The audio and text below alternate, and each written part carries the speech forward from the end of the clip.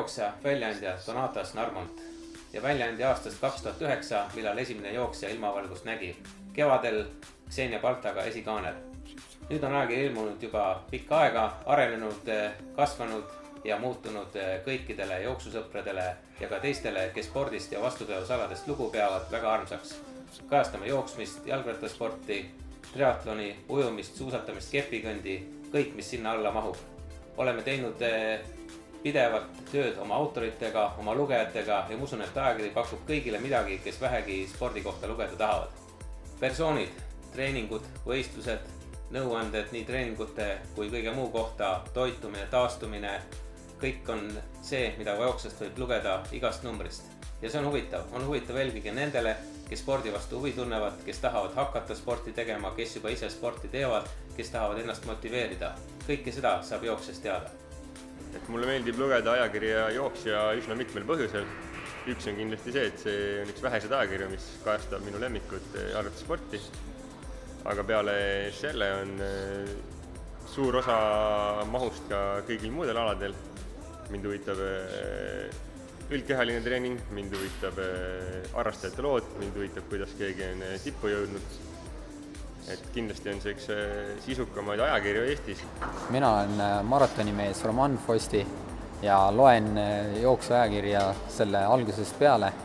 Mulle meeldib selle juures eriti jooksuprofessor Ants Nurmekivi kirjutised, kus on hea analüüs jooksutehnikast, teiste riikide jooksjatest kui ka siis teadusartiklitest välja toodud kirjutisi.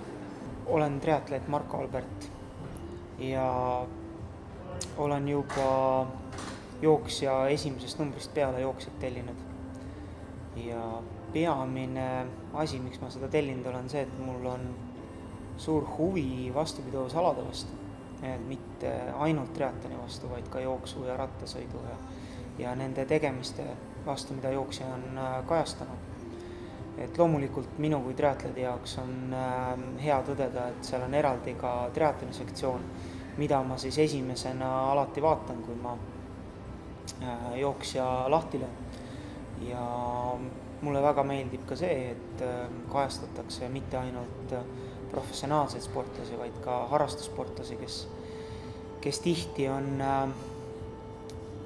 meile profidele isegi eeskujuks kogu oma distsiplineerituse ja päeva planeerimisega, sest ei ole lihtne teha harrastussporti pere ja töö kõrvalt. Sellest on üle 30 aasta tagasi, kui Soome sõbrad kinkisid mulle jõulukingiks ajakirja jooksja aasta tellimuse. Olen seda ajakirja ahnelt lugenud kõik need 30 ja rohkem aastat ja juba tol ajal ma mõtlesin, et Eestis võiks olla samasugune ajakirja. Jooksu inimesena olen ma tänasel päeval väga õnnelik, et meil on see võimalus olemas. Olen algusest peale olnud ajakirja jooksja innukas tellija ja julgen arvata, et lugenud läbi kõik need ajakirjad sõna-sõna, rida-realt. Ajakirjas jooksja leiab nii harrastussportlane kui ka tippsportlane endale meelepärased lood lugemiseks. Minu lemmikud on persoonilood ja ka erinevad treeningmetoodikast kirjutatud lood.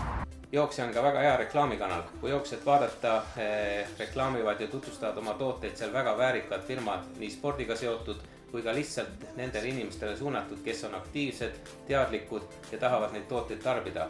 Kindlasti on jooksja väga hea reklaamikanal kõigile, kes oma toodet presenteerida või esitleda tahavad. Mina olen Mati Lilleallik, spordiürituste korraldamise klubi juht ja meie korraldame Eesti suurimaid rahvaspordisündmusi, mille hulka kuuluvad ka Eesti suurimad jooksud nagu Tallinna maraton, Maijooks, Narva energiajooks ja siia juurde võib lisada ka Selver linnajooksude sarja. Me teeme koostööd mitmendat aastat juba ajakirjaga Jooksja, mis on kaheldamatult Eesti üks parimaid jooksusündmusi ja jooksu üleüldse kajastav ajakiri. Ma soovitan soojalt seda, kes veel tellinud ei ole, kas tellida või siis endale soetada. Nike on päris pikalt teinud koostööd ajakirjaga Jooksja ja miks me seda teeme, seal on mitu põhjust. Üks on see, et meie huviks või eesmärgiks on kogu aeg olnud see, et me tahame, et rohkem inimesi teeks sporti. sest me oleme väike riik ja meil on vähe inimesi ja kui me ise seda nii-öelda ei erguta seda kogu tegevust, siis ei tee seda mitte keegi teine meie eest. Ehk siis ühtepidi see on hea kanal, mille läbi kutsuda inimesi sporti tegema. Ja teisalt muidugi seda, et jooksja on mõeldud kõigile jooksjatele siin Eestis ja kui me tahame oma jooksusõnumeid nende jooksjateni viia, siis see ongi väga hea kanal, et seda selleks kasutada. Et kõik jooksjad saaks teada, mida uut ja põnevat meil pakkuda on. Lugedes ja tellides ajakirja Jooksja, oled sa üks nendest, kes toetavad sporti, sportlikku eluviisi ja koos sellega ka jätkusuutlikku ja tervet Eestimaa tulevikku.